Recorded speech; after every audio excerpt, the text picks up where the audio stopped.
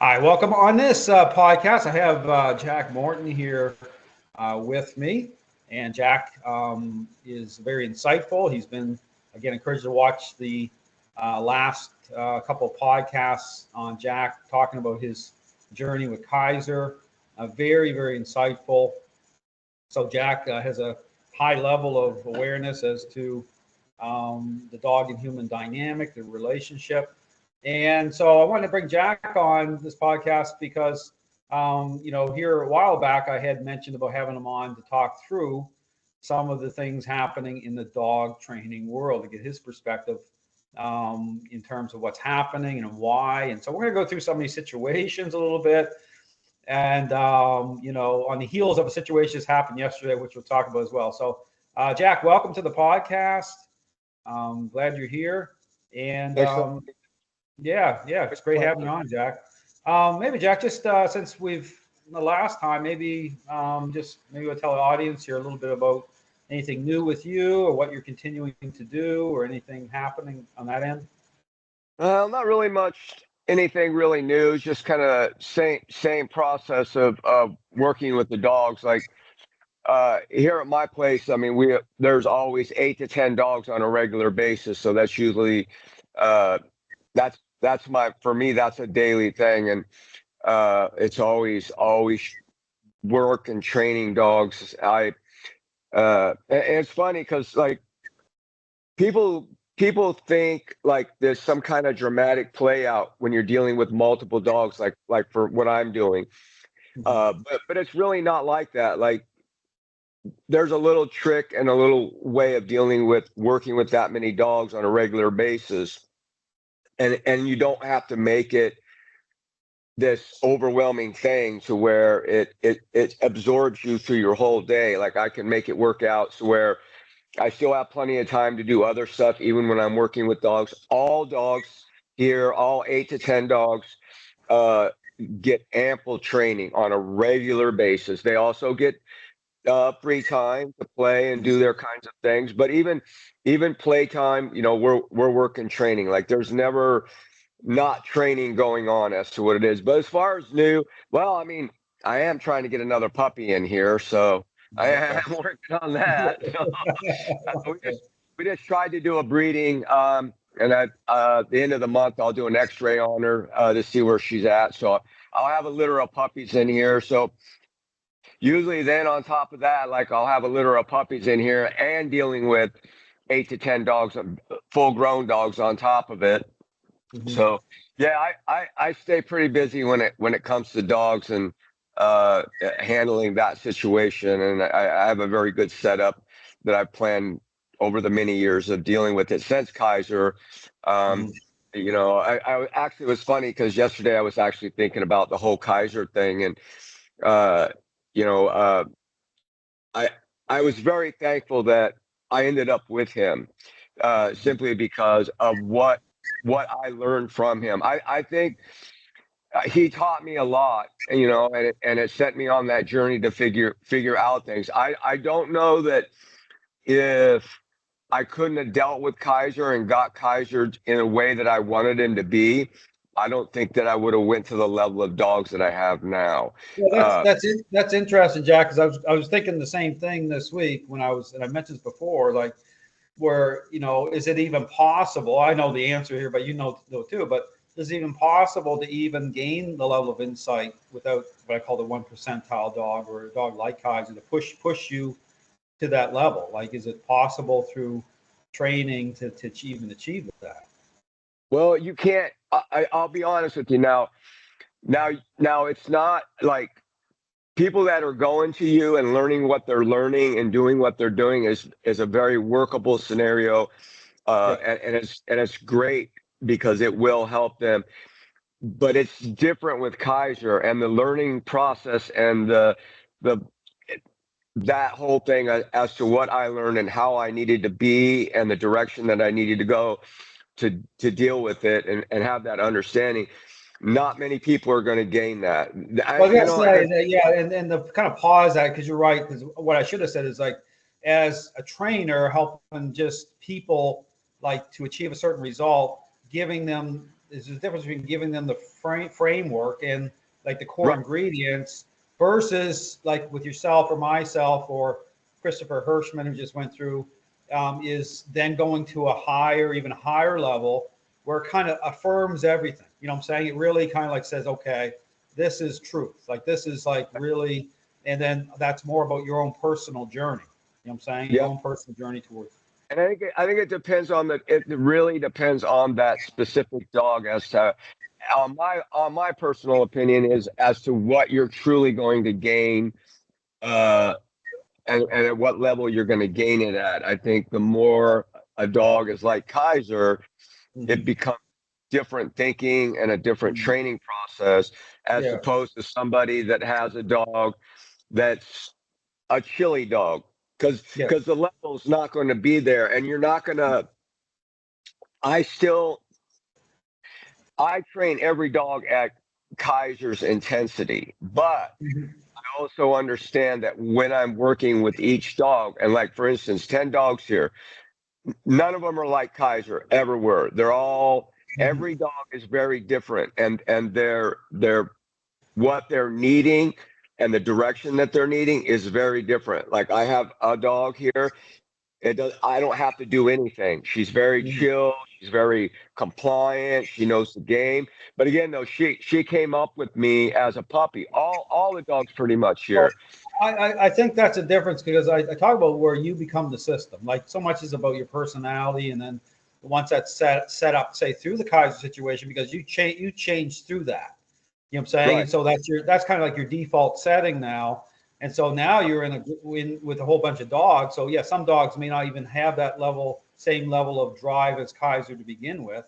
And then it's like more like easier, like you said, because you That's just have to way be, yeah, you just have to be you. Yeah. And then you're yep. entering into developmentally from a puppy. So yeah, it just syncs up type of thing.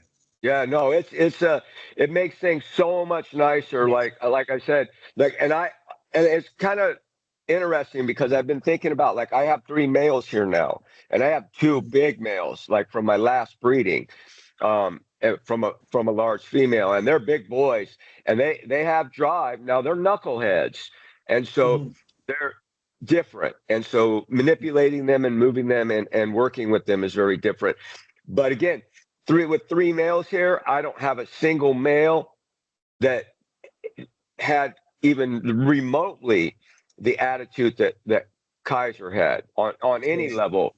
Mhm. Um, so again, with Kaiser, I was glad that I ended up with it. I mean, it was what it was, but it ended up really making me who I am, and so Sure. I'm very grateful for that. Mhm. Um, and it's just a tricky situation. And I actually had somebody ask me not too long ago if I thought every dog could be saved, and it was funny because I'm like, I personally, yes, every dog can be saved, but here's the thing with it. Depending on the dog and depending on the individual that's dealing with that dog, how far and how much are you willing to deal with to Yeah. save that dog? Because Yeah. again, Sure. with Kaiser, even with all the training we did with Kaiser and everything that we did, and he was a solid dude after training, but he still wasn't like a dog that like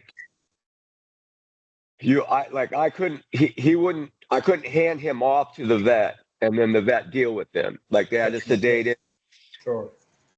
But it was a very controlled situation. I understood him, and I Mhm. understood the process that needed to be dealt with him, and Mhm. so uh, at the end of the day, it's more along the lines of like you're dealing with a prisoner, and you're Mhm. moving them around, and you're working with them in a realm of that. And it's not that he didn't get free time, and he didn't get love, and he didn't get play, but when you're dealing with dogs at that level there has to be a certain level of control and that journey is uh, a very long it's if your dog lives to be 12 years old you got a 12-year-old journey Yeah. um, so again, it just depends. And most people cop out on the dog, and then that's why the dog just gets euthanized, because most people aren't willing to spend They're- yeah, that much they're time. not.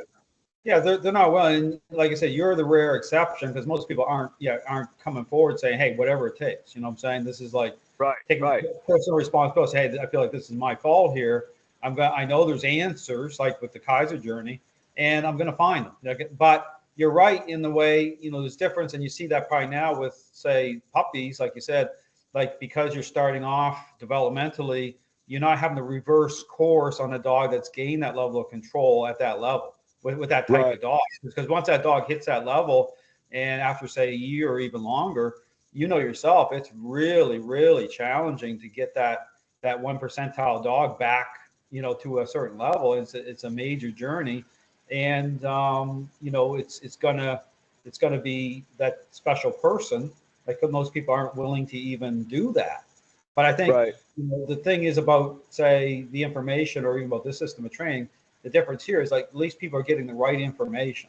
So at least they're not, if they want to do it or they, it's possible. Like you said, it's like, yeah, every dog can be saved. However, it could be the most difficult thing you ever do in your life. Yep, yep, because, yep. Most because people aren't willing to do that, and the other thing too is I really would like to see these dog trainers that are out there doing what they're doing. I want to see them dealing with the dog at that level. Like I don't see it. Like I don't see. I look at a lot of dog training stuff, a lot of whatever, and I'm just not seeing people dealing with a real deal dog. Like there's one guy out there that I watch his stuff, and he's a different kind of dog trainer, Mhm. and he's realistic about what he does, and he's out of New York, New Jersey somewhere, but Okay. his stuff is very solid. And I mean, he's kind of like breaks it down that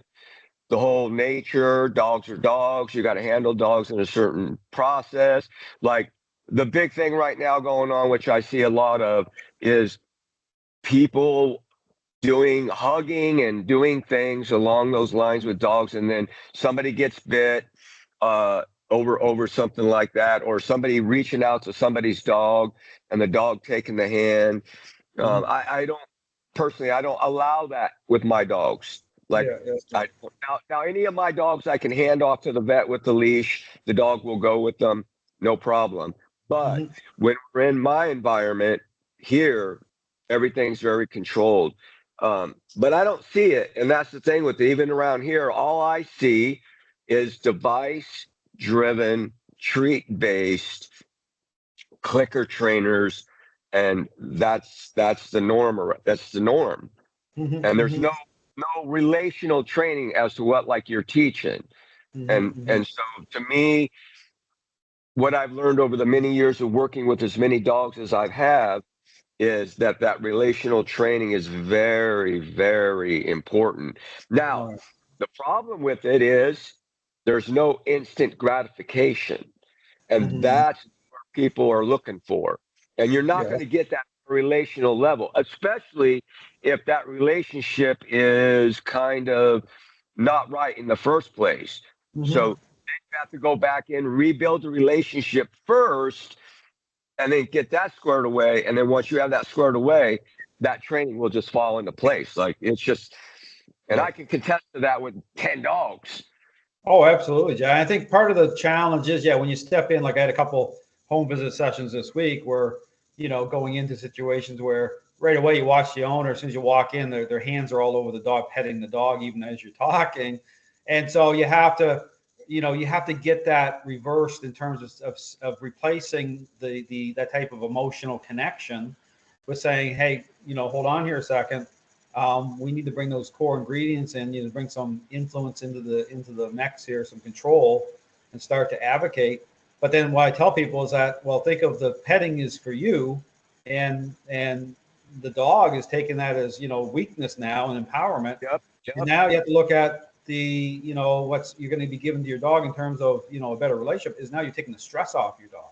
But I tell people the positive is the fact you're de-stressing your dog, and that's helpful sometimes because people will say, "Oh, okay, and then showing them how to connect through connection rather than just that superficial petting and emotion, is to Right. start to get them to invest differently. Look at a deeper type of bond, a deeper type of, as you said, relationship. It's seeing, getting them to see something more than just the superficial thing going on. And that can be hard because again, you're dealing with people's emotions. People. Emotions. Yep. That they're thinking with their heart, Yeah, not thinking with their head, and they're not. yeah. I bring this all back to nature, 100% nature oriented. At the end of the day, I love my dogs and I treat my dogs very well and they're all taken care of. But at the end of the day, I know what I'm dealing with here. I'm dealing with animals, four-legged animals that at any moment, I mean, and it doesn't matter how much you love your dog or what you think of your dog, it's an animal and it can do something, catch you off guard if you're not prepared for it. Like Mhm. we just had that instant play out here at the house where I try to explain to my wife, because when she's doing the dogs, she's just doing the dogs. Mhm. And when I'm doing the dogs, as soon as I touch a leash, it's on. This isn't playtime. This isn't goofy time. You're not Mhm. doing these things. And so she ended up, the dog was doing whatever the dog wanted to do, and she stepped on the dog, and I had to get on her because she was just not focusing in on the dog is what I want. What I want when I'm Mhm. bringing a dog out to go to the bathroom to do something, when I put them on the leash, that's our business. And so I'm very Mhm. focused on the dog. I'm very focused on what's going through my leash to the Mhm. dog, how I'm Mhm. communicating to the dog. And while I'm dealing with the dog, we're building that foundation, we're building that relationship, we're building that trust. So I Mhm. don't even, if I walk a dog, I don't even wear headphones in. I'm not listening to music, I'm not goofing Mhm. around. We're about our business. And Mhm. so it's training. It's 100% that. And that's what makes it easy is just taking your dog out to go to the bathroom. It should be training. Yeah. Mhm. Playing in the yard, free Mhm. time, there should be lots of training going on also. Like Mhm. that's when I'm really working like my out command, which has Okay. been a big saving grace for me because my dogs like to eat leaves. It happens. Mhm. And so Mhm. I can just throw a dog out, same with a Mhm. ball, anything. And I learned that one a lot because of Kaiser and him biting and Yeah. using the out command to work that. But Mhm. I think people need to be more focused on the dog and what they're communicating through that leash Mhm. when they're dealing with the dog and focus on that relationship that you have with the dog while you're with the dog and not Mhm. so much about everything else that's going on. But I'm not seeing it. I'm the only one I'm seeing even remotely doing any of that is you and you training that. Yeah, yeah, and that's the thing. It's like comes from again years ago, and this is the default setting in the dog training world is instead of just accepting the norm in terms of, oh well, I'll just be a balanced trainer, or I'm just going to use treats or force free or whatever, and that's the culture, right? It's the whole thing. That's the problem now is like, and we'll get into some of these controversies that you're seeing for a reason. They're symptomatic. They're no accident or coincidence. All these things happening in the dog training world, but looking around as an individual. See, that's what I encourage people to do is like, don't take someone else's word for anything. You should be applying critical thinking, looking around the dog training world, and ask them the questions like, what is going on here? Like, why are all these things happening? And then going from there, and then starting to build off of that, saying, okay, what is training itself? What does it represent? And one of the common sense things I tell people is to just consider if you're experiencing a relationship problem with your dog, do you honestly believe that it represents some sort of a learning based exercise with using treats and just motivating, superficial responses at the in the middle of that, like, and then assuming those responses can be trusted, that they represent change, like that doesn't even make sense. No, It's like, no, it's like saying, no, it's a relationship problem. I mean, it's an intervention, which right away brings a spotlight onto your role, right? Just like a parent, right? It's like parent-child example I keep using. to help people understand. It's like your role, but in a different way, in a way in which is going to meet that dog's social needs. That's the whole relationship part of it. Dogs are strength and weakness is defined through the relationship. I mean, it's part of nature. And so, one of the big core themes here that is, plays into balance training, force free training, is the inability for these trainers to be able to reconcile responses of dogs properly to the relationship. So, when you bring a dog under intentional control, the challenge is going to rise up in some cases, and trainers or even dog owners will take a path of bribery, trying to accommodate the dog to calm the waters, and they'll never work through a relationship problem that way. They're not going to be able to, because they're not even dialed into the relationship properly. They're not dialed into a dog's state of mind. So, all those things are very challenging, because right now, Jack, as you see, we have a culture now. Like, this is it's so pervasive. It's so common for, all the trainers out there that you see are using treats and they're not even considering what training is. And just it's all about the cookie cutter, get the dog to a sit down, come and stay. And no one's even asking any questions. Like, people should be saying, what the heck is that? Is that just really just all it's about? And then add on top of that, all these people, because this is common, to leave the training environment, go back into the real world and experience that, you're still dealing with a relationship problem. Things haven't actually gotten any better. And then the blame shifting on the dogs. Well, there must be all these trainers. Oh, there's something wrong with the dog. Give it more time. That's the blame shift, and that's the collateral damage of this ideology. It's a type of belief system.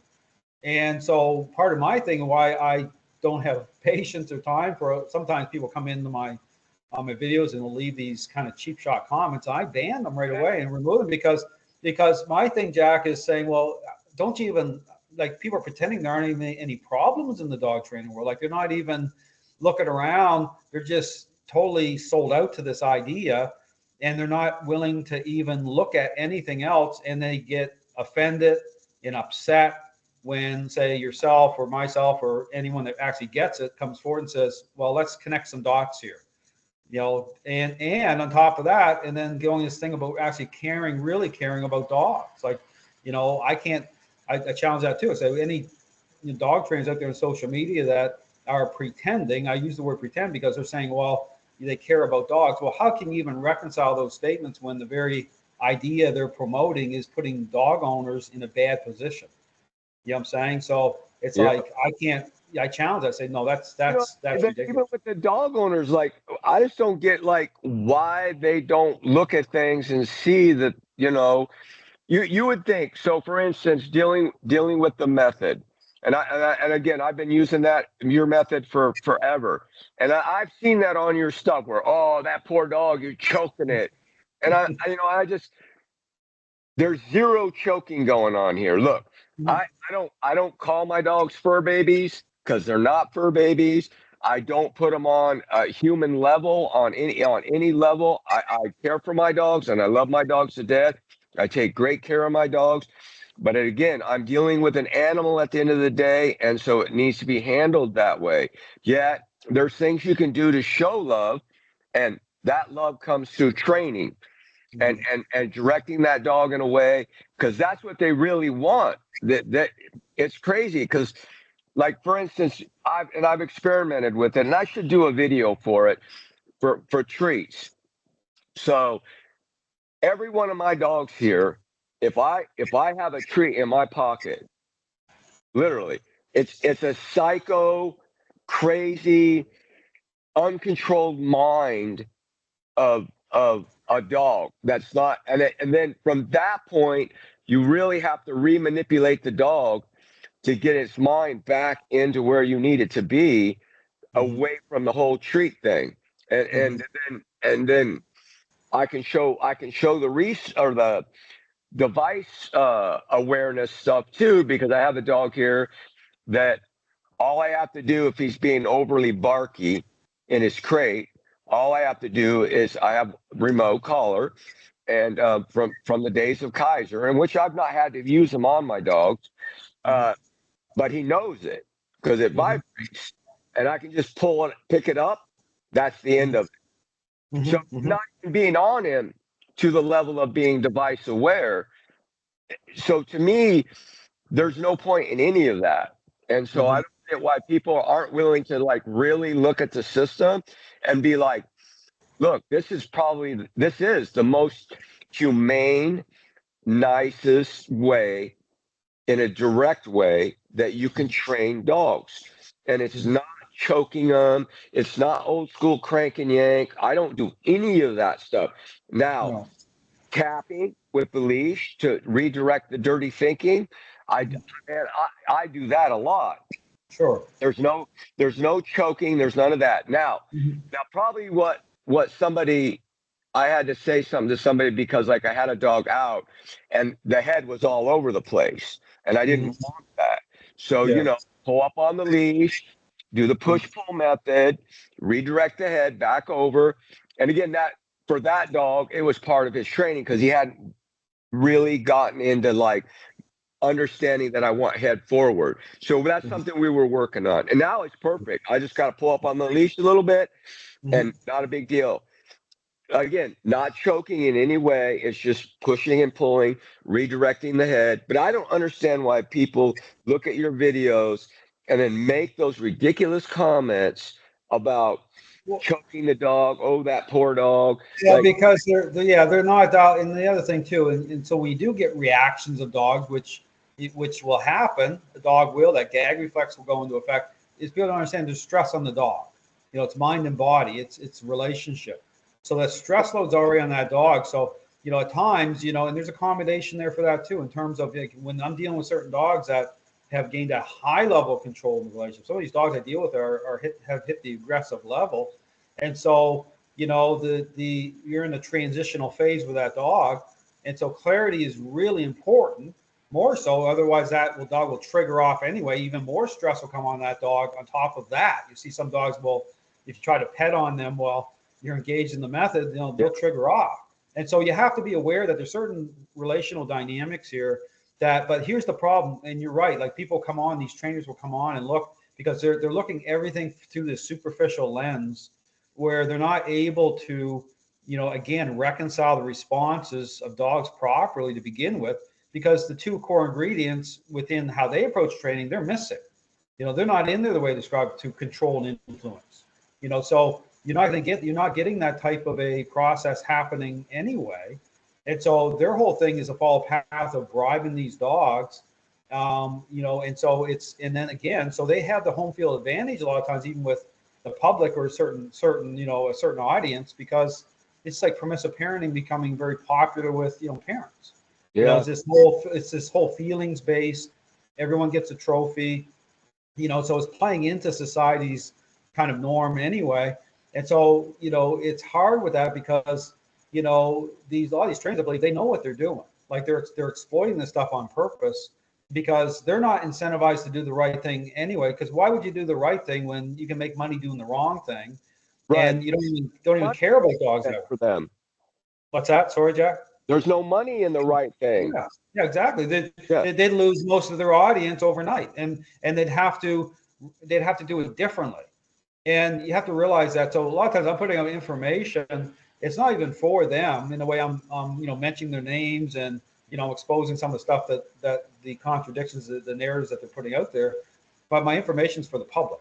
Because as things continue to move forward, because things are getting worse and worse and worse in the dog training world, Yeah. because this has been on a slow boil. So I tell people, when you embrace a lie brings consequences of confusion, divisiveness. You look at all the, back and forth, getting personal with each other. My whole thing is to put out, I'm putting out specific information. It's information based. In fact, I'm going to bring up a video here in a second of what happened yesterday. This is where we're going to touch on just some of this. We'll do some more of this here in another podcast. Kind of, I'd like to get your perspective on some of this. Some of it's so ridiculous, but yesterday you had Zach George and Larry Crone getting into it, and related to, again, the whole thing with the force free side of things. Zach George, he's been on this thing with the dog daddies, showing up at finding out with the dog daddies, hosting some of his seminars, showing up, protesting. And so what happened yesterday, and on top of that, I actually was, fortunate and I put a couple videos up where I've never caught Zach George doing a live stream like in process. I've always kind of seen it after. But yesterday I was actually it popped up on my feed for his stuff will pop up a little bit, and so I jumped on there, and I actually asked people to go look at my thing because he's removed that video since. Like when I asked those questions, he looked very upended. Because I got on there and I actually asked questions specific to how, what criteria is he using to establish perceptions of dogs are changing based on how he's motivating dogs to respond. So very specific question, and he didn't know how to deal with it. Like you'd see, he almost looked like, I'd say in a panic mode because he saw my name pop up. And I started asking questions, and it's funny because it's like, that's the point. He's catering to a certain audience.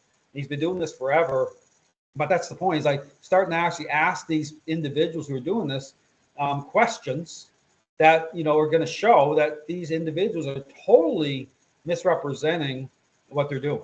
Like they're totally not ignoring all the problems that are happening in the dog training world. So You know that there's no such thing as force free, right? Oh well, even balance free. If you got a dog on a leash and a collar, I'm sorry. You forcibly put that collar on that dog. Force involved. If you're moving that dog along on a leash, I'm sorry. That's force. So there's no such thing. In any, you can't claim to be a force-free trainer. And the only way you can be a force-free trainer is if you got a dog and you never trained him on a leash or a collar, and that dog's 100% trained with no nothing. Well, it's their ideological handbook, right? They're kind of they're trying to play into this thing where to make themselves feel good. But you're right. As soon as you bring a dog into your world and you're controlling that dog in your environment, okay, whether it's in your home, you may say, people say whatever they want.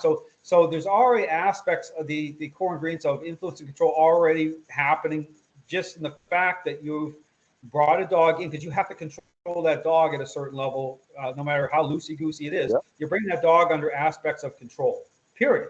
And so you're right. It's ridiculous. But what they're doing here is their whole foundation is based on this whole thing with they're taking appearances out of context. So they're playing off of this issue about bribing dogs.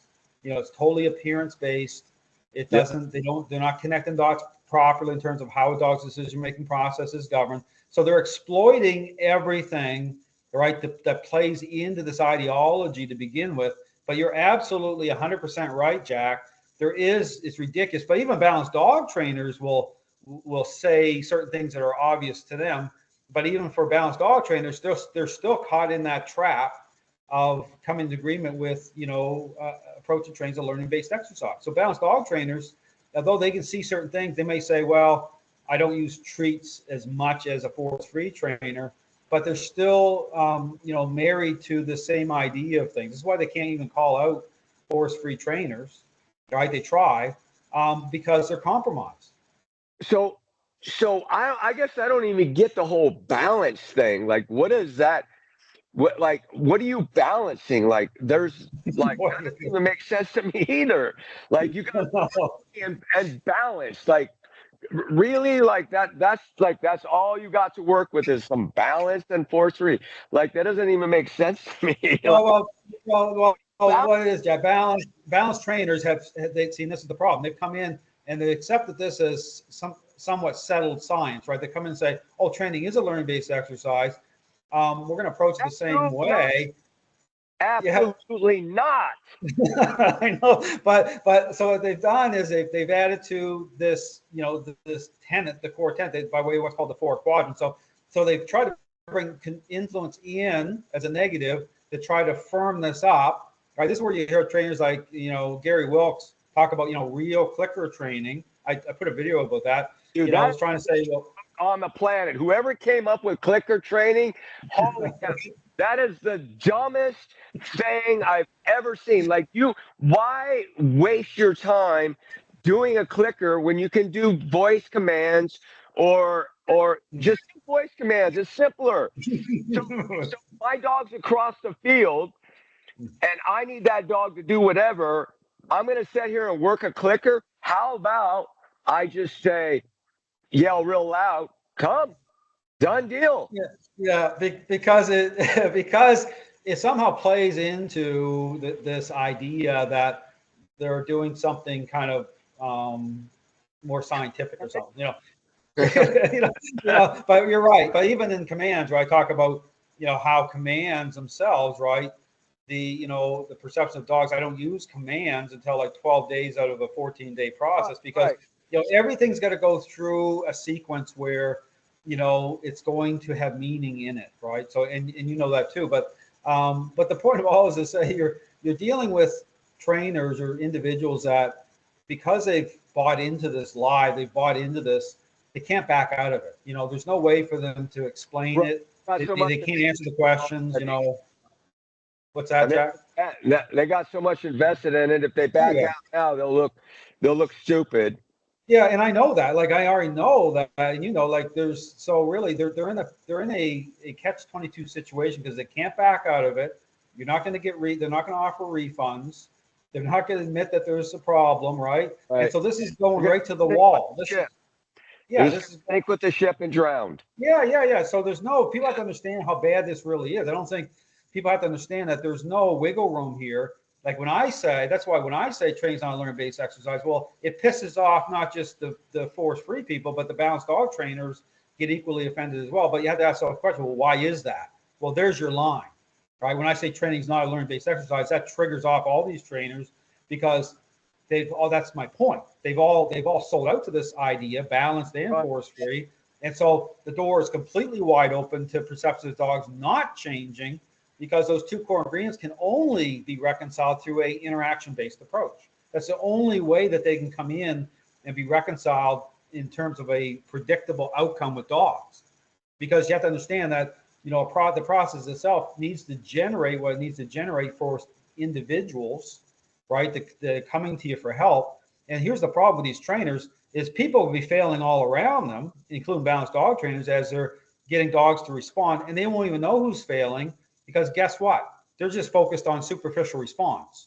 Like they're not even dialed into the relationship the right way to begin with.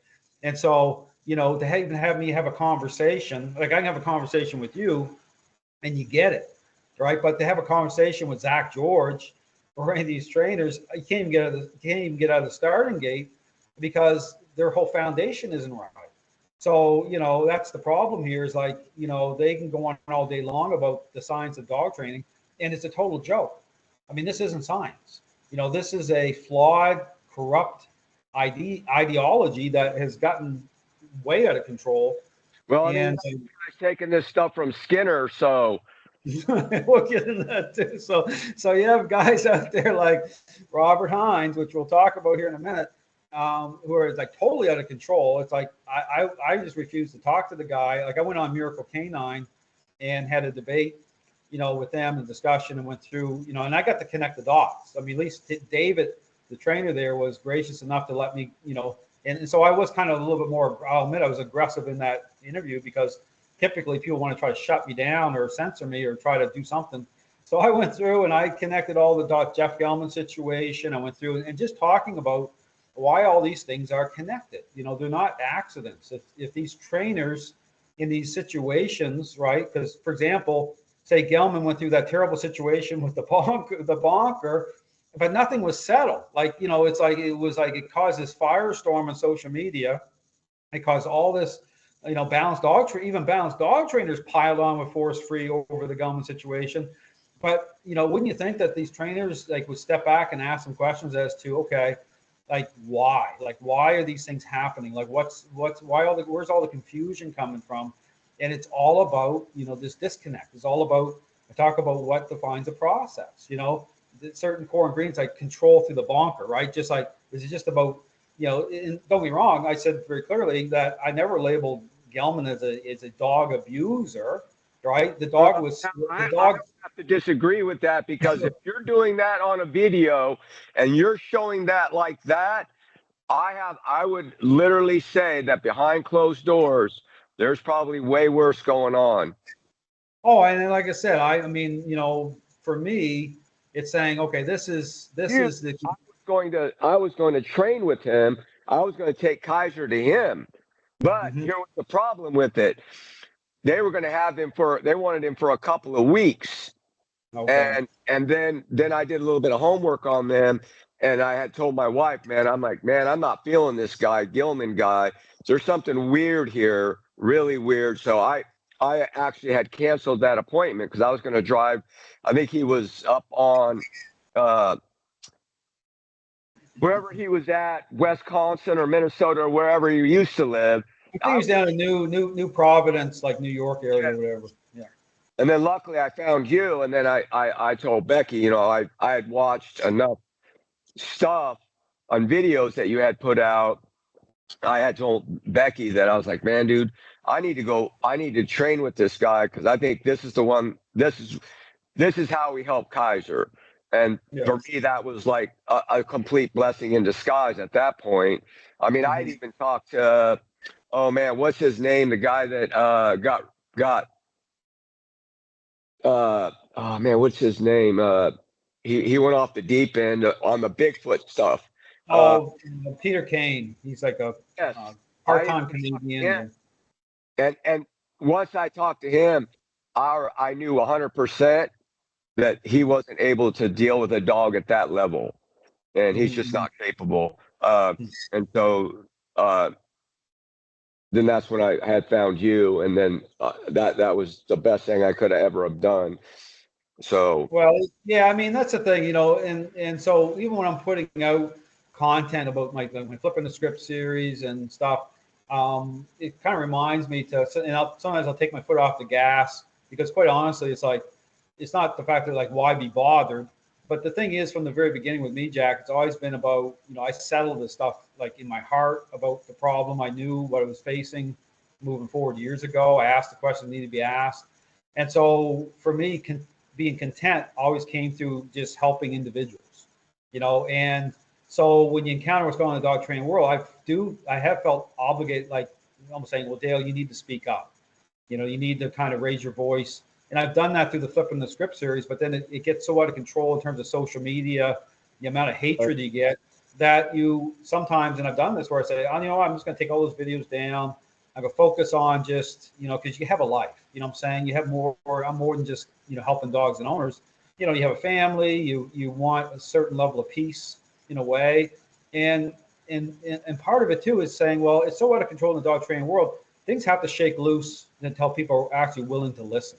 You know what I'm saying? There has to be a degree of people wanting to know the truth. So, but as individuals, you'll find people like yourself, Christopher Hirschman, the guy, he found me through some of my videos. Another guy found me through the Flipping the Script series. And because they've cycled through all that. They've actually gone through Zach George and you know what I'm saying? And so, yeah.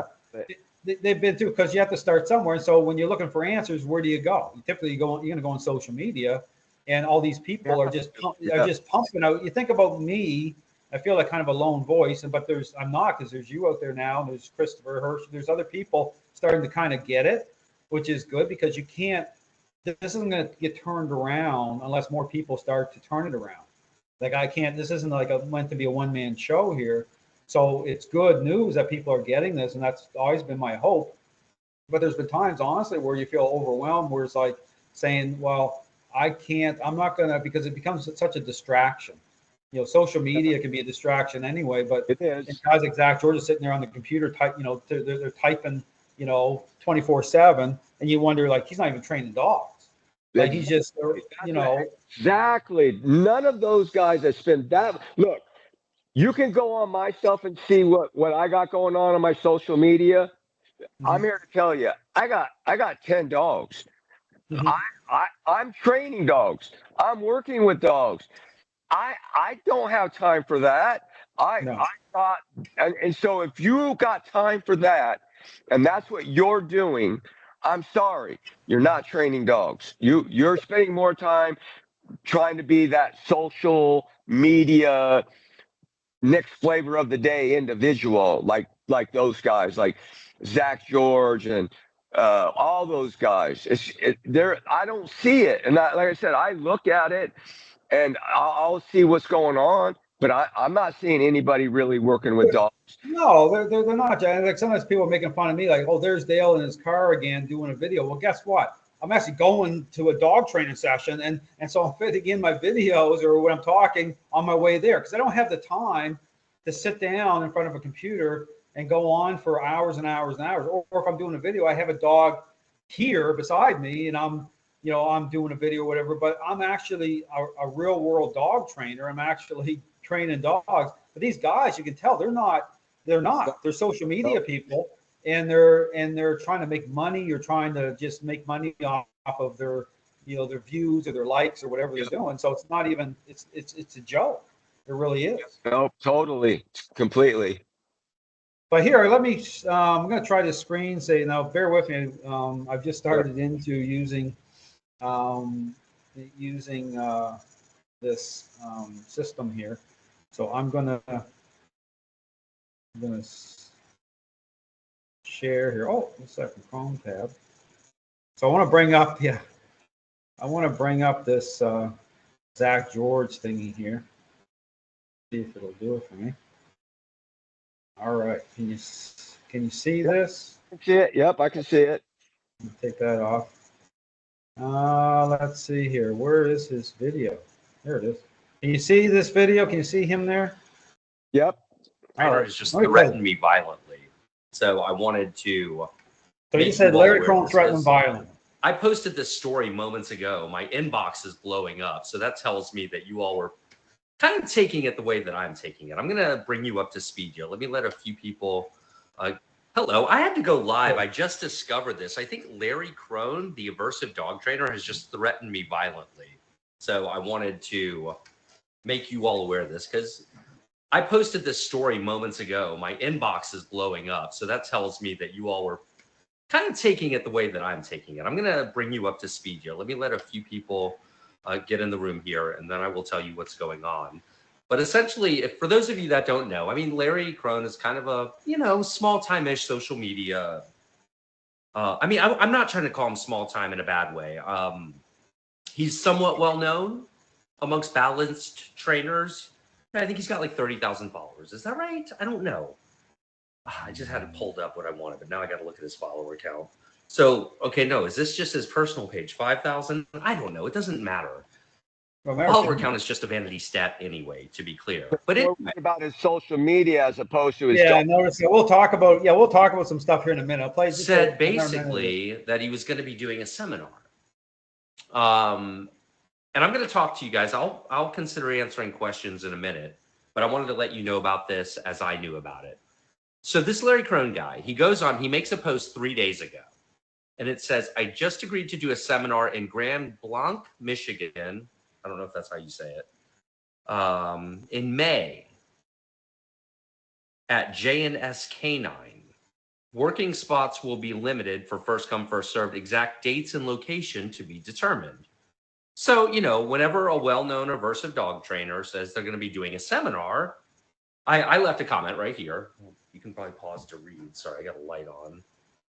It's backwards, so I'll read it to you, but it's up here. And I said, and will you be promoting aversive dog training methods and shock collar use at this seminar? We look forward to the location. And I'll be the first to admit, yes, the innuendo there was that, we never take off the table the right to protest when the promotion of harm to dogs in the name of dog training is happening. So that's something we all like to keep an eye on, which trainers are going where promoting shock collar use to the general public.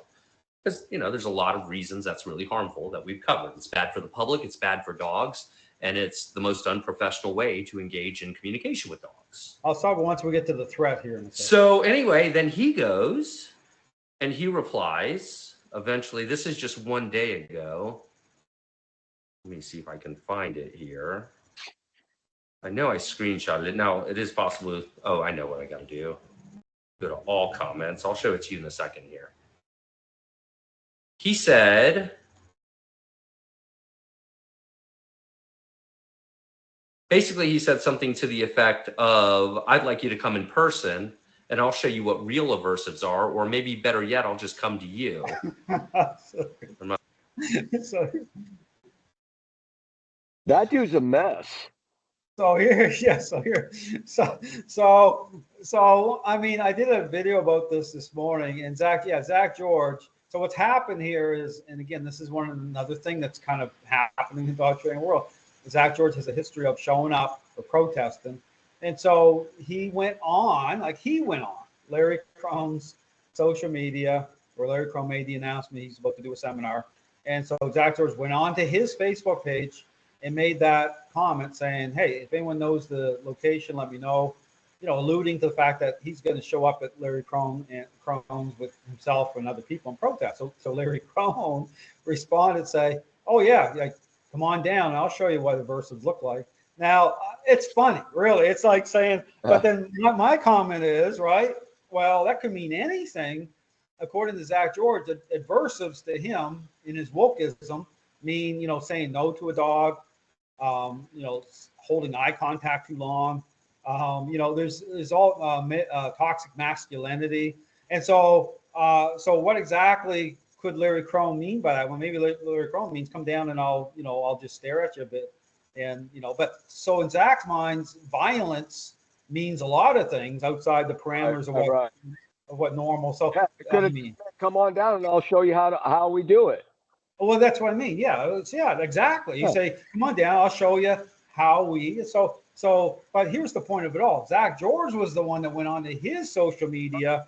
And so when you talk about harassment or, him going on to encouraging his followers to go on to the business pages of dog trainers who don't agree with his trash science agenda. So, he's encouraged people to go on and leave 1-star reviews on trainers' sites that he doesn't even know. He's never worked with these people in person. That's very unethical. You know what I'm saying? That would be considered, you're trying to basically impact people's businesses. And don't get me wrong, the dog training world's a mess. But for Zach George to participate and do things like that, people could take that as, well, no, he's the one that's engaging in, things. So all to say that, so this just happened yesterday. But Zach George, if you look at all his social media now, it's so woke, and you don't see any dog training really going on at all. And it's almost like he's like trying to just generate views or likes or something to just for the sake of gaining viewership. I don't know. Yeah, no, I can literally tell by the way he's talking, the way he's moving, just everything about him. I'm surprised he can even handle a dog. You're right. Yeah, physically and mentally. But, again, if you're going to go on and threaten somebody on their own page with some kind of stuff like that, I mean, you're going to get it back. I mean, are you so thin? If you're that thin-skinned, how are you in the dog training world? Because you can't be thin-skinned with dogs. Well, the problem here, Jack, is like years ago, like old school here before social media, if you had something to say, right, you'd have to walk up and stand in front of the person and say it and risk the consequences of something happening to you. I'm not saying, but yeah, you're gonna, there's gonna be some immediate consequences versus, hiding behind a computer screen. And this is the problem. These people feel entitled, like they're going to go in and they feel like but yeah, you look at Zach George. The question I have, would Zach George even survive 5 minutes down amongst your dogs, handling 10 of your dogs, for, 2 hours? No, it'd be mental. It'd be mental. It would literally break him mentally and physically. Like my 2 big boys right now, like my 2 big males are bigger. Both of them are bigger than Kaiser were. So there's a lot of strength there. And sometimes, like with Becky, because of her hands, I mean, I don't let her deal with the boys because they, and again, it goes back to like when we were down there, me and her were down there training, and we were trying to, you're saying you both got to be consistent within the training to keep every dog on the same track as far as you two. She doesn't. And the boys, and this is the thing with the dogs, and this is why it's not, in my view, why things are not learning-based training, because those boys, and I have a female that will do it too, they know like who's handling who. And Yeah. so when I grab them, it's different than when she grabs them. And Mhm. so even with me, and again, it's back to the process of I train them, I do what I do, but again, it's not learning based, because if that was the case, it wouldn't matter how I hand off a dog to her. They should just drop into line. It's not about that. It's the dog knows and exploits that weakness within that individual. Dogs are opportunists. The- And if the- they see a weakness, or they can gain anything they can gain from them without that strength being there, physically It or will mentally. at a certain level. However, the good news is that if, say, you or whoever it is really faded in at a very high level, because someone's going to be like the central figure in that dog's life. But if you achieve a very high level, then, as long as the other person isn't purposely sabotaging by like just unrestrained emotion, they can kind of get away with a little more of that somewhat, you know what I'm saying, and not Right. really have an impact. But you're right, the more the other person can be on the same page at a high level, just the better for everything. But so when I'm stepping into situations like with dogs, I have to consider certain dynamics of, even with Right. structure or the crate, because what I'm saying to myself, well, how much freedom is going to be a problem with that dog that has gained a high level of control? Because, free will or freedom, if that dog's already gained control, that dog is going to be expressing control. You're going to see everything as a supply source. So you have to curtail that freedom for a period of time. And that time period depends on, because really the changing part is the method, is the person changing with how they're interacting with the dog. So the dog's changing, so that crate can fade away at a certain point, and more freedom will happen. But you have to consider the current state of the relationship, the dog, the person. So it's like a formula again. You have to be able to connect all those dots to determine like where is that line, like how does that kind of come together in terms of structure, the person, the dog. And once you get that kind of figured out, and like I said, it is a journey. It's not like, and Yep. you're not trying to rush it either, because what I tell people is your dog's better off being in the crate a little bit more for the next 2 or 3 weeks, because you're going to be further ahead, because the crate is control. And so, the dog, it's not like it's meant to be a negative place or punishing the dog. It's meant Right. to I tell people help that all to, the yeah, time. because dogs are relational.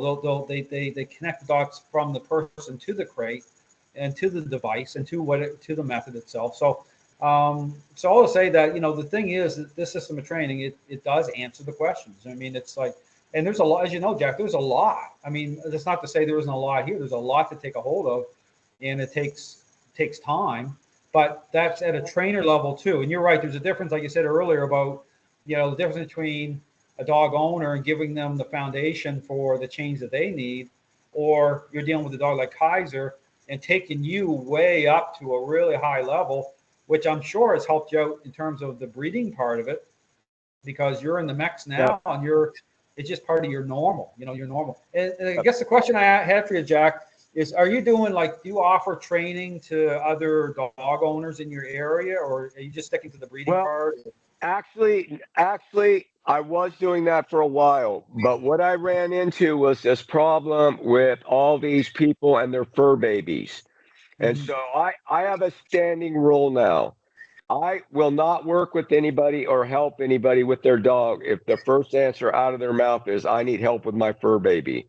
I'm done with that, because what happens is when they say that, and it's always about my dog this, my dog that, blah blah blah. It's always the dog, never really taking anything on themselves about their lack of ability to do anything. I already know I got a problem on my hands, and there's nothing I can do or say that's Yeah, going to you're right. make that owner very workable. Because at the end of the day, you have to get the owner to change first. And if you can't That's get right. the owners to change, and most of them, especially with the society the way it is today, if you start trying to change the owner and say, hey, you're the problem, they just get their ego gets hurt, they get all blah blah blah, and it's just a train wreck. So Mhm. I'll help people. Like, I actually been doing more stuff. I have a friend that has a veterinarian, and I've been evaluating dogs for him. And so actually they just had a Rottweiler over there a while back that got surrendered. And they said that the dog was aggressive, but I went over there and dealt with him, and he wasn't aggressive. He was a little sketchy, but he wasn't at a point of where I felt he was like a willfully aggressive dog. So I've been doing more of that, and then trying to work on that end of it as opposed to actually working with people. Because around here, everybody's very much device driven. They're treat trainers. I mean, you'll see dogs around here, like we'll go to our local store where dogs are allowed. These dogs will literally have a prong collar on, a shock collar on. They'll be treat training them with a freaking clip. I mean, all of them, like all in one dog, to the point I'm just like, and Becky's always like, because I want to go say something. And, you know, Becky's like, oh, leave it alone, leave it alone. I'm like, man, dude, I just I'll take a dog in and with nothing but a flat collar. I don't see anything other than a flat collar, and I'll move my dogs around with no issues. Nothing.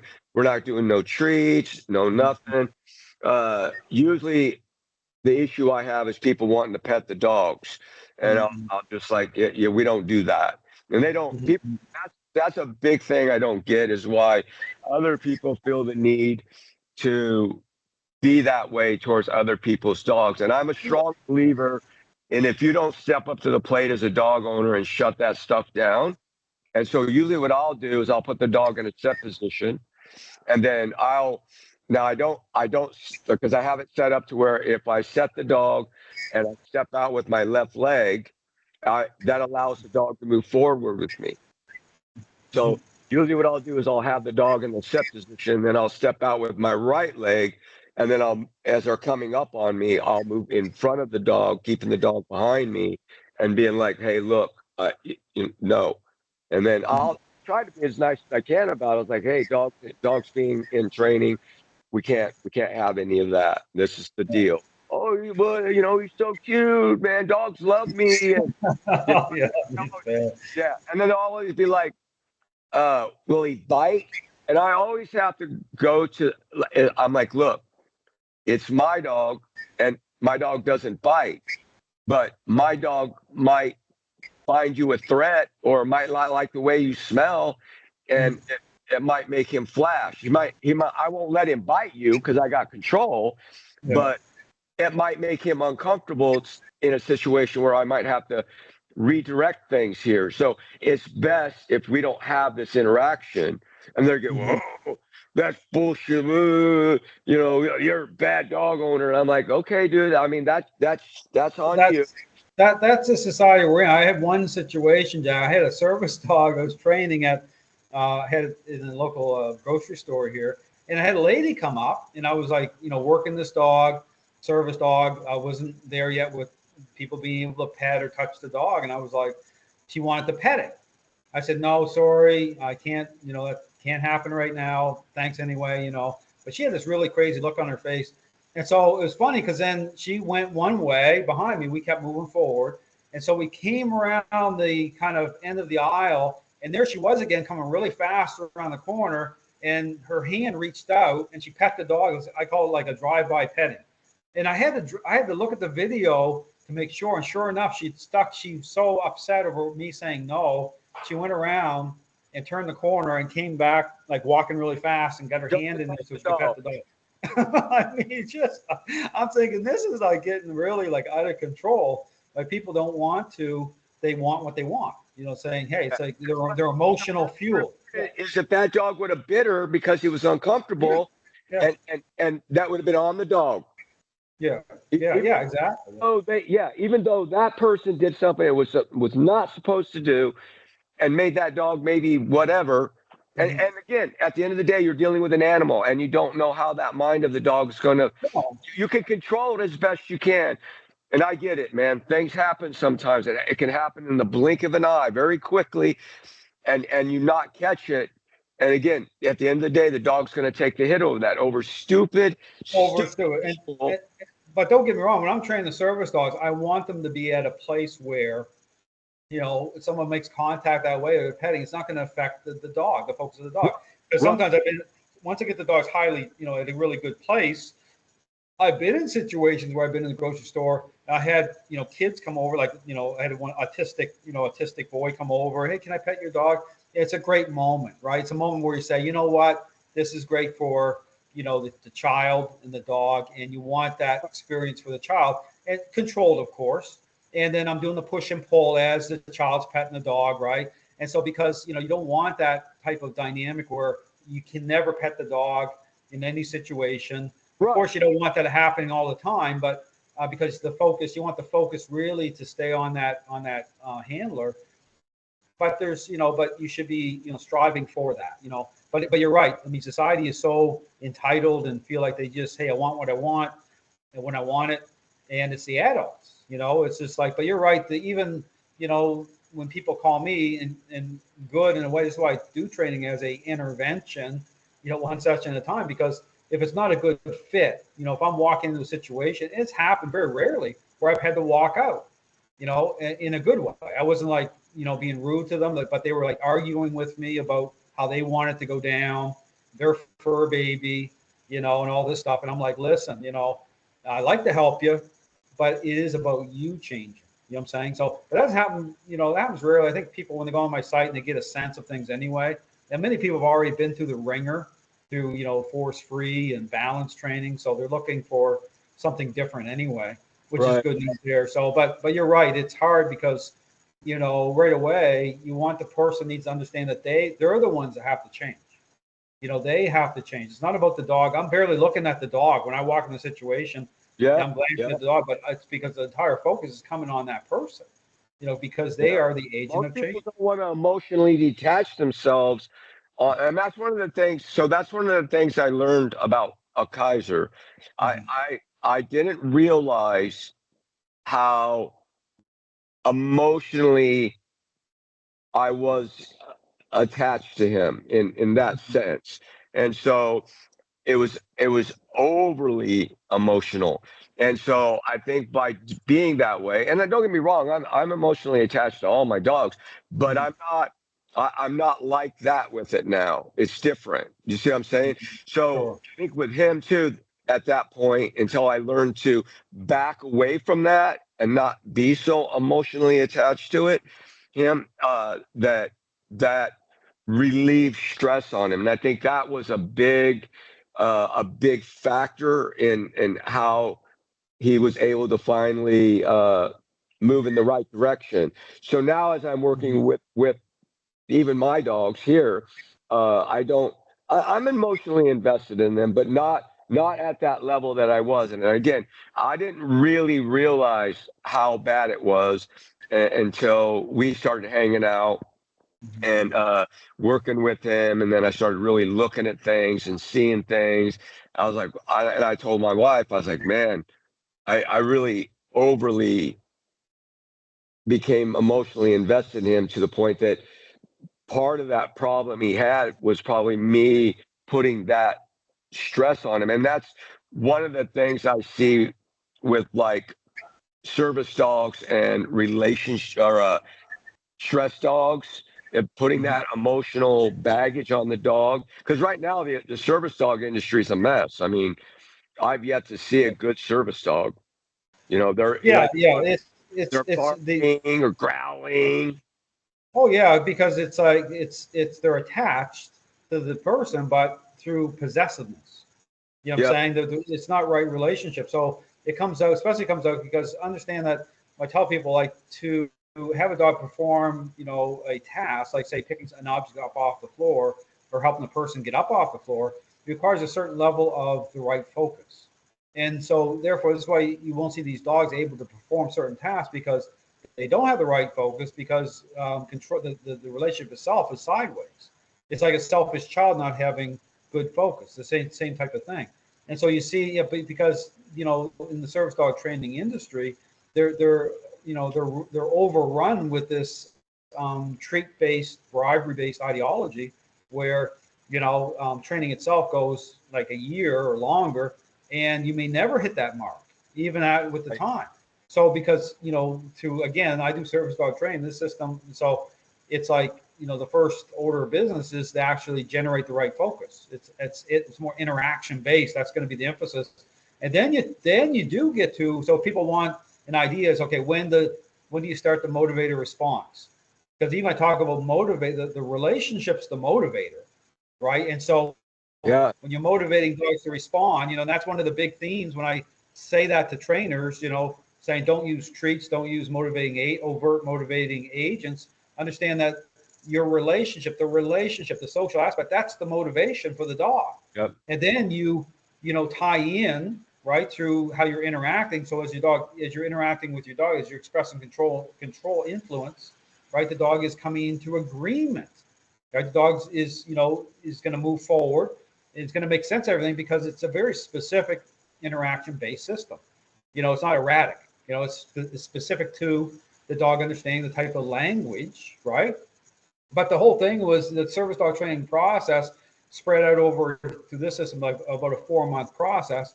You'll see how everything ties together properly. So you'll see, because here you're not using treats at the beginning, because oftentimes you're dealing with a dog that the dog has already gained a level of control in the relationship. Because a lot of dogs I'm working with service dogs, have already been with the owner for several months. And so because of that type of connection, oftentimes the dog's already gained a level of control. So you got to fix that first. And then once you get that sorted out, then you get into the tasks like helping the person get off the floor or picking up an object. And that's the glue that holds everything together, the relational glue, right? And then you come out with a great service dog, but it's a process. You have to understand how things tie together. See, that's the problem in dog training. There's no critical thinking. There's no understanding what defines, the process itself. Dogs are social animals. I mean, you have to go deeper. And when I say go deeper, it doesn't mean it's complicated. That's why I keep using the parenting example. It's just understanding your role in that, and that you don't want to engage that way with treats and with motivators. The relationship's the motivator. I keep saying that to people. But the good news, Jack, is I'm seeing, on social media, there's people getting it.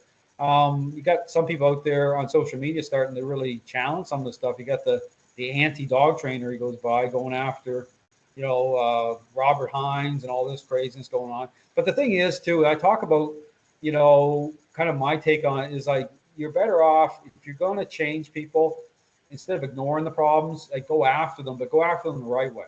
Go after them based on information. So my goal is not to get personal with any of these trainers. They may take what I say very personal, but based on what I'm saying. But what I'm doing is I'm basically they're selling a product on social media. They're putting out video content because they're trying to make money. So all I'm doing is I'm flipping over the cereal box and I'm telling you what's inside the cereal box. Right. And so and so my hope is, and I am starting to see a little bit of change out there where people are starting to ask more questions as to, okay, why are all these problems happening? What's going on here? And I think things will gain a little bit of traction because they have to, because, people have to look at this and say, this is crazy. Like, why are these dogs being destroyed, medicated? Why are these trainers fighting with each other? What's really going on here? That's really what I'm trying to get people's attention to say, well, hold on, there is a process. There is truth. There's a way forward. Problem. Yeah. So, and so with yourself too, I mean, and because you're working with, interacting with, 10 dogs a day. And so, I mean, you look at social media problems, say, this is ridiculous. You get guys like Zach George on there or whoever saying all this garbage. And these people they're not even out of the starting gate yet with even interacting with the type of dogs that's going to show them, anything real. Because I think a lot of times they don't want to. I mean, they simply have made up their minds that this is it for them. They're good to go.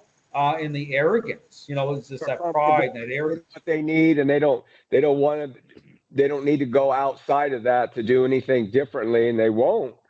But again, I see it all the time. Like my buddy, I mean, dude, they're doing a lot of dogs and euthanizing because of just being problematic. From again, though, owners and that kind of stuff, relinquishing their dogs to be euthanized because they can't deal with it, and then rather than take the time to build the relationship with the dog, they just get rid of it and have it euthanized. And I just went through that with, and actually it was a sad situation. It was a Rottweiler, but I didn't have room for him here, and so it wasn't something I could take on. But I mean, he ended up getting euthanized. Again, you're dealing with a dog that's already, he was like 3 years old. And so trying to rehome him, and unfortunately for the Rottweiler, it's already a scary dog. People are already kind of fearful of it. So it becomes kind of an issue. And then everybody I reached out to get him moved, everybody was full. Nobody had any room for him. Nobody wanted him. And so it was just a bad situation. And it wasn't even the dog's fault. The owners were just, in my personal opinion, should have never owned the dog in the first place. Sure. But yeah, and that's what I'm seeing a lot of. And so maybe a couple times a month easily, I'm going over to evaluate a dog. And again, I've yet to see a dog that I could say, yep, that's a highly aggressive dog. That's a super problematic dog. And that's a dog that you're not going to ever be able to rehome. I haven't seen that with any of them. They're just Well, I think at all levels, Jack, it goes into this whole thing about, right from whether it's people working in shelters, whether it's, when people first get a dog, it's like the starting point for individuals, they're not getting the right information to even make the right assessment as to whether a certain dog is even a good fit for them based on this bribery-based idea of things anyway. So then you come in after the fact, right? And you could look at it and say, okay, but the mess has already happened. You know what I'm saying? Yeah. And so you're like saying, what do I do here? Because I've had situations where I've gone in and, one lady had a German Shepherd like totally out of control and rehomed the dog actually to a police department. You know what I'm saying? So, but that's the point. If, to be able to rehome the dog properly, or even engage at that point where you're setting that on the right path through the right method, it's like it's different. You know what I'm saying? It's like different in a way that, you're entering the mix, but then, you're looking around saying, wow, this should have started like, 2 years ago or 3 years ago. You know what I'm saying? And that's a sad reality. Yeah, there's going to be more of it, and it's an unfortunate situation, but people aren't just willing to do what they need to do and be good pet owners. No, well, you're doing a good job. So what we'll do, Jack, is I appreciate you coming on. We're a little bit, about an hour and a half in, so this is probably pretty good for today. But I mean, it's been great having you here. We kind of touched on a little bit of stuff going on in the dog training world, but we touched more so, which is more important, on just people understanding, the relationship side of things, like your perspective on, because like I said, you're in the mix. I mean, your journey's been, incredible, because you start where you started, where you're at now. Your whole life is dogs, like Kaiser type dogs, right? And so, you're a testimony to, coming through the fire, and kind of like the phoenix rising from the ashes in a good way. And so you see the stuff that other people probably don't want to get, but you're there. You're helping. No, it's helped me out a lot. Like I said, it's my daily routine with this, and this is what I do every day with, and I use the training method that you taught, and I just, like I said, I don't get people, and why more people are not interested in training this way. It's look, there's nothing more exciting and such a great feeling of training your dog in a relational way. And once you develop that relationship, the bond that transpires from that relational build through that training, I wouldn't want it any other way. I see it in my dogs, and the way we interact and the way we deal with things through that style of training. I would never have it any other way now. It's just the best way to go. I mean, I see it on a daily basis, and so that in itself tells me everything about the system. And like I said, every one of my dogs has been brought up through that system, and so it's a solid system. It works perfectly. I couldn't think of any other way of doing things. There's nothing Absolutely. out there. And No, I no, no. see there's nothing. Well, yeah, because like I said, this is a original source system. I don't, and which means that I developed it, but really in reality, I just follow the path of nature. It just comes from asking the same questions that Yep. like other trainers need to ask. Like, what is training? Like, what is the process? So, I'm kind of handing it out on a silver platter for people to say, hey, here you go. You can put everything I say to the test. There's nothing hidden here. There's no agenda here other than to help dogs and owners the right way. And so when I say you and I and others out there that really care about dogs the right way, but it's a hard thing because you're entering into situations where you do have to shift that focus onto the dog owner to understand their role, and you're trying to do it in a kind way. But sometimes you get these other trainers out there on social media. They're trying to label anyone that doesn't agree with what they're doing as dog abusers. They're just exploiting everything. Their agenda isn't good, and so that's what you're fighting against in a way, because you're fighting against this culture. And so you're up against, really, they have the home field advantage in a way because they're exploiting people's emotions, and they're doing everything they can to try to keep this rig game going. So, Jack, if people want to contact you or find you, or they have questions about breeding or anything, how would they go about doing that? You can get a hold of me through Morton Rottweilers on Facebook. I'm there. I have high drive dog training there too. I do more on Morton Rottweilers than I do high drive. But I have those two on Facebook, so I'm there. Like I said, I do breeding, and I don't do a lot of breeding. I breed only to like better my kennel. But like I said, we're working on a breeding right now, and so we'll see what happens here in a week or two. But I do sell puppies. And my puppies are usually pretty solid. And that's the nice thing about it. When I send puppies off at 8 weeks, people are pretty amazed at how solid the puppy is at such a young age. But again, I work that system as soon as I remove the mother from the litter, and then I start working it myself. That system is being put directly into the puppies from well, they're really from birth. I'm like working that from birth and then all the way up until puppies leave. So they're solid puppies when they go from the system. And so I encourage anybody that's interested in understanding your dog and just having a better relationship with the dog. They really need to spend time looking at your stuff and communicating with you about that. I personally don't see any better way of having it and making it a good thing for you and your dog. And at the end of the day, if you really care about dogs, I mean, that should be the priority. And if not, then you don't really care about dogs. You just say you do, but you don't. Yeah. Oh, absolutely, Jack. So, plan on having you back, Jack, as a regular guest there. So, we touched on a couple things today about the dog training world, but like I said, the biggest thing is really for people just to understand what the reality of what training is, which is great. So, I appreciate your time. I appreciate your input, Jack, and we'll talk soon again. Okay, Dale. Thank you. All right. Thanks, Jack. All right, buddy. Take care. All right. Bye-bye.